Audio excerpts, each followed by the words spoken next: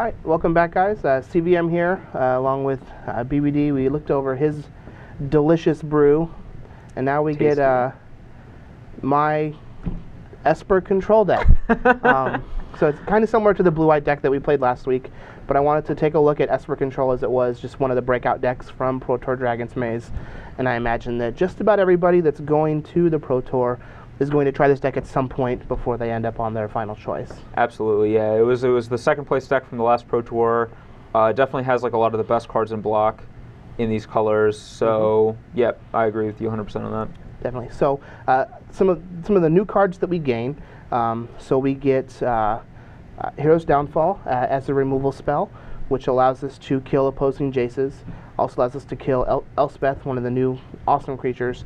But it also just kills problematic cards like Obsidat, which somebody happens to be playing against me this week. Now, one thing that it doesn't kill is Blood Baron, which is one of the primary creatures that these decks played in that Pro Tour. But we do have Supreme Verdicts and our own Blood Barons to try and race. So, I mean, there really isn't much else that we can do outside of play like some Devour Fleshes in the sideboard, which I'm doing. I mean, you also have like and I have Far and Away. Yeah, you have Far and Away. Far and Away is like a very good answer to both Obsidat and Blood Baron. Definitely. Now, on the same note as Hero's Downfall for new cards, we do have Elspeth, Sun's Champion. We got to see last week just how good the card was. I'm still surprised BBD isn't playing it in his main deck, but maybe he'll learn one of these days. But the card is definitely very good, and I feel like it's going to play a good role in this deck too. Absolutely, absolutely. It's like a backup Wrath for Supreme Verdict, and it's also just an absurd card against, like, when you're ahead or even in play on board, it just wins the game. Absolutely. Now we do have Heliod again. This deck, as opposed to the last one that we played, we're not really going to be turning on the Devotion very much, but that's not what I want the card for. I want the card just to generate tokens against other control / mid-range decks when nothing is going on. But it's also pretty awesome that it gives Blood Baron and the Elspeth tokens Vigilance to help protect Jace and Elspeth herself. I think that's actually going to be relevant. It definitely is. Yeah, a lot of people overlook Vigilance. It's one of the worst abilities on the gods, but it's still good. Yeah, it does something, and there's no investment for it other than playing the god. Now, I also have Read the Bones to go along with my Sphinx's Revelations to try and draw cards, but I am only playing one. I wanted to play two. But I think that one is just fine until I get a feel for how the card is. But I think that it's just going to be a very good way to, make sure that I'm casting Supreme Verdict on 4 against the aggressive decks. It'll let me find the second white source or the Supreme Verdict itself, since I get to look 4 or 5 cards deep. Yeah, I think Read the Bones is awesome, and it also it sets up your plays at 4. Like, not only do you have Supreme Verdict, you also have Jace, and it just really helps set up both those cards. It also digs you to a Revelation, which is always a good thing. Yeah. I mean, most of the times whenever you lose to these types of decks, it's just either not drawing a Revelation or, you have... stalled on lands or something. You have like the one time per tournament where you rev for 5 and draw 5 lands, but that usually doesn't happen. Now, we do have like the normal Esper type stuff with our Far and Aways, Azorius Charms. I am playing Warp Physique over Devour Flesh in the main, as I think that Warp Physique is just better against the... like the aggressive decks. Like, I don't want to just kill their 1-drop when they play an Ash Zealot. Once I draw for my turn, I want to be able to kill like the most threatening creature, and Warp Physique allows me to do that. But it's also an answer to Obsidat. Yeah, no, I agree with that too. Like, Devour Flesh is a little mediocre because, yeah, you don't want to kill Foundry Street Denizen when they have like 2 Boros Reckoners in play. Definitely. We do have Detention Spheres. We're not playing Renounce the Guilds because we do have cards like Far and Away and Warp Physique, but Detention Sphere is still awesome. Planeswalkers are still very good cards. The Gods are still very good cards. And even, like we saw, like we're going to see in your deck, cards like Underworld Connections are still very, very good, and they're going to see play. Yes. And unless you put it on a mountain, and I can use that red land destruction spell, I have to Detention Sphere it. We also do have Thoughtseize. Now, we don't have Proxies because it's a reprint, even though it is a new card.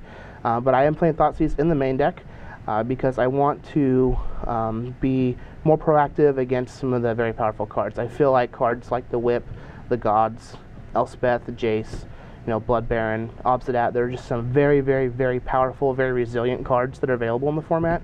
And one of the best ways to handle it is just to make you discard it for 1 mana. Yeah, a lot of times the problem with control decks like this is you have like 4 answers in your hand and none of them answer the specific threat your opponent has, and you're just like, well, these are the wrong answers. Like, I got to try to hit my right answer, or you can just play Thoughtseize and strip it before it even becomes relevant. Definitely. Now, we do have a couple counter spells in the deck, and I mirrored that off of Mihara's Esper list from the Pro Tour. He did only play 1 Syncopate and 1 Psychic Strike in his main deck.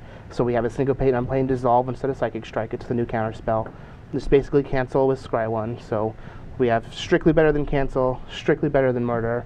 The new set's awesome, giving us these cool rares. I guess Dissolve is an uncommon. But I definitely like the ability to deny them one of them spells, deny you one of your spells, and then be able to scry into what I need afterwards. Boy, I'm gonna deny them one of them spells. Absolutely. Now, speaking of scrying, we are fortunate enough in Esper to have 2 different on-color temples, which are the new scry lands.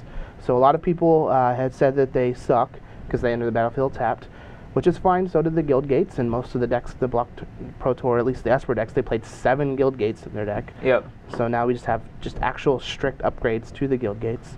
And allowing us to scry when we have a deck with Sphinx's Revelation and Supreme Verdict in it is very, very powerful. Right. Like, you're playing the Control Mirror, and you're like, hey, there's a Supreme Verdict on top. Nope. Probably going to ship that to the bottom. Like, hey, there's my 15th land. I guess I'll just ship it to the bottom. So it definitely is very powerful, and I'm excited to see how these play out. I also like, since we have cards like Far and Away that let us, use one of the sides at 2 or 3, then we can sculpt our turns where we're able to play a tapped land and still use one of our removal spells if we need to, and then we just get to scry into whatever we need afterwards. Definitely. So I'm definitely very excited to play the deck. Hopefully the mana base is right. I still feel like it's probably wrong. Like, I'm still short some white sources, even though we have 14. But we'll find out from playing. But let's take a look at the sideboard first. Okay. All right, we're back with the sideboard for the Esper Control deck. We have a couple new cards. We have Glare of Heresy. Again, we definitely feel like the card has potential to be main deckable. It's definitely the best sideboard card, at least in the set. It just handles so many things. Heliod is just very good against opposing control decks, so I want to have access to a second one because there will be lots of Detention Spheres and Glare of Heresies being played in the control mirrors. I want to say one thing. A lot of people have suggested they think Heliod's the worst of the gods, and I would like to disrespectfully disagree. I think Heliod is actually one of the better gods, and I'm kind of surprised that he's getting a bad rap. He is one of the few gods that actually does something by himself. Yeah, so when nothing is going on, since I am playing a Supreme Verdict deck, there will be times where things just aren't happening. You can make a 2/1 and kill your opponent. Yep. Seems sweet to me. Just as simple as that. Now, I do have the access to the 4th Supreme Verdict. I have a feeling there's going to be a lot of Loxodon Smiters, and we just got to kill them all. Yep. So we're just going to play as many as we can. Keen Apparition is a standby, moved over from the blue-white control sideboard. It kills... Excuse me, it kills the whip as well as many of the other weapons. They are actually artifact enchantments. Yep. It also kills Detention Spheres. If somebody has an answer to like Jace or Elspeth or Heliod or whatever, Keen Apparition is just a great answer to Detention Sphere. It also kills other enchantments like Underworld Connections, and there might even be some new enchantment that comes out that we don't even know about yet, being that it is an enchantment-based set. Yeah, there's also stuff like Chain of the Rocks, too. The Chain of the Rocks. Although, we don't have 100-handed one. We don't really care about it that much since right. Blood Baron's immune, but it can kill it if we need to. Yep. We do have 2 Pithing Needles, which I think is going to be a great catch-all. I feel like people are still going to be stuck on this Aetherling as just the awesomeness coming from the Pro Tour because it was the awesomeness at that time. Yeah. But now I feel like Elspeth is just a better finisher because it plays 2 roles. Like, it can wrath with Smiters, but also kill your opponent. And Pithing Needle is a good answer to people that are still stuck on Aetherling, but it also can stop like Underworld Connections. It's good against all of the gods. It's good against all of the gods' weapons that have activated abilities. I feel like it's just a very underrated card. Yeah, and I like the fact that, like you're saying, I think Elspeth definitely takes over Aetherling, and on that note, I think the reason why is because you can play Elspeth on turn 6. Mm-hmm. With Aetherling, you kind of need to wait till turn 7 or 8. Yeah, it may cost 6 converted mana cost, but it really doesn't cost 6 mana. No, it absolutely does not. We have Dispels for other Sphinx's Revelation decks, Devour Flesh for hard-to-handle creatures like Obsidat and Blood Baron, and then Precinct Captain for those dirty little red decks that everybody is always going to play. We always like to talk trash about them, but Patrick Sullivan knows as well as anybody that they are actually a thinking man's deck, and dealing 20 to your opponents isn't as easy as you always think it's going to be. And it's actually pretty hard when they have a first striker in play. That's the hope. Yeah. So sometimes he gets mugged, but other than that, he does get to block. So that's the sideboard. I'm definitely excited to see how the matchup goes. I feel like I'm going to get whipped into shape, to be completely honest, but let's see what happens. Well, hopefully that's the case.